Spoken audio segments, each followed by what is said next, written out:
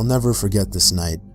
The pizza place I worked at was about to close, and I was getting ready to go home when the phone rang.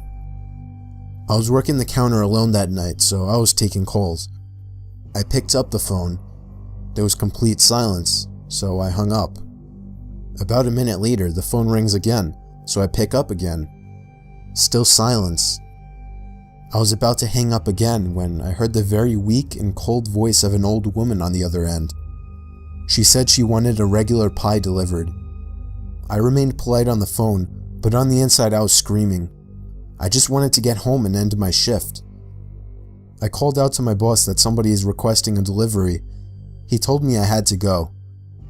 I was upset at first, but I realized it's another tip, and the old ones usually tip the most, so I decided it was okay. I took down the address and told her it would be there soon, but she had already hung up. I thought that was rude, but I ignored it and yelled to the chef that I needed one regular. My boss told me to just go home after the delivery as the place would be closed, so a little before 10 o'clock, I got in my car and put the address into my GPS. The house was 7 miles away. The GPS took me to the quiet side of town. I arrived to the house. It was a small, one-floor house on a very quiet and empty block. I took the pizza and walked up to the door and rang the doorbell. There were no lights on in the house. I hoped that she hadn't given me the wrong address. I rang the doorbell again. There was still no answer. I was about to give up when I turned my head and saw somebody standing at the window.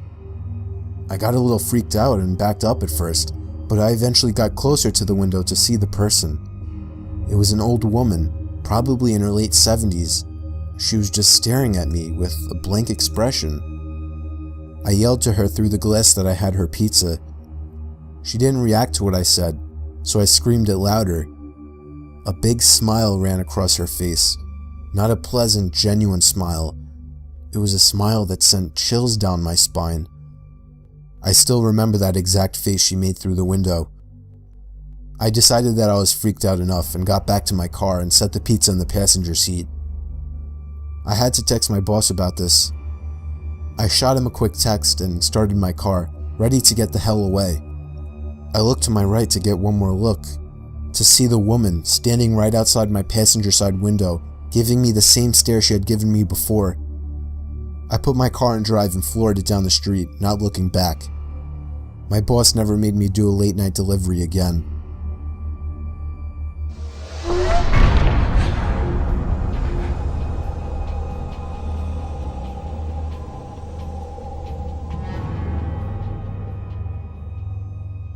This happened 4 years ago when I was still in high school. I was told to do my last delivery of my shift.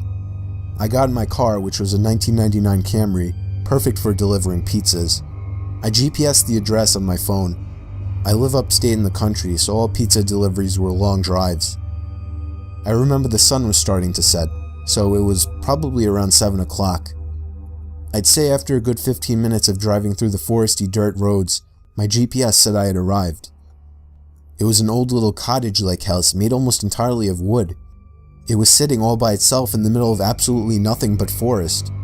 The lawn was completely unkept, as the grass was almost at knee height.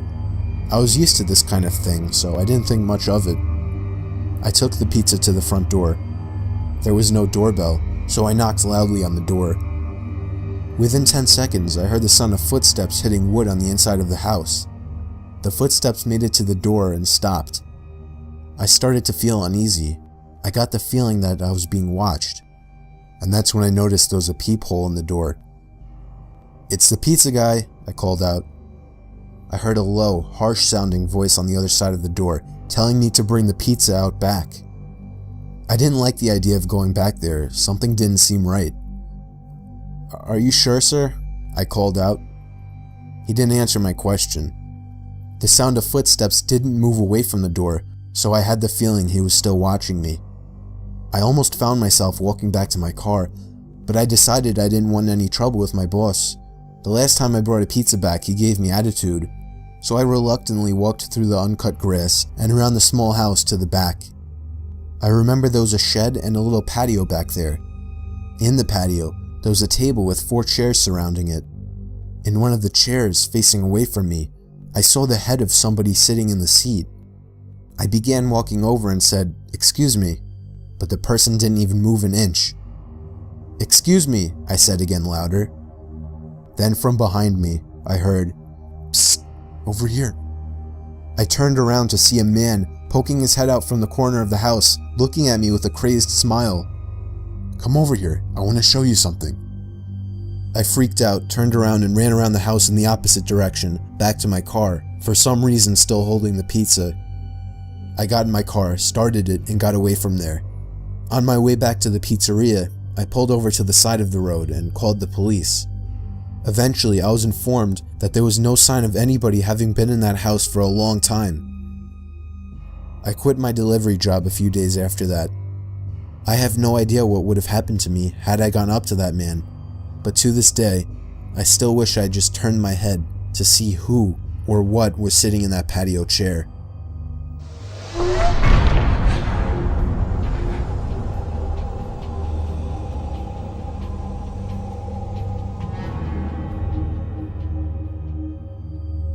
I was doing late night deliveries during this particular shift. When I worked this job, I lived in the Poconos. It was very rural up there. I often found myself driving down roads surrounded by nothing but trees, just like this night, only it was dark and foggy this time. Driving down a shortcut to town that I had taken many times before, I slam on the brakes when I see somebody jump out from the bushes onto the road. The sickening bump and thump from the front of the car confirmed that I had hit the person. I put my hand to my forehead, cursing to myself. I couldn't believe what just happened. I just hit a person. I got out of my car and checked to see if they were alright.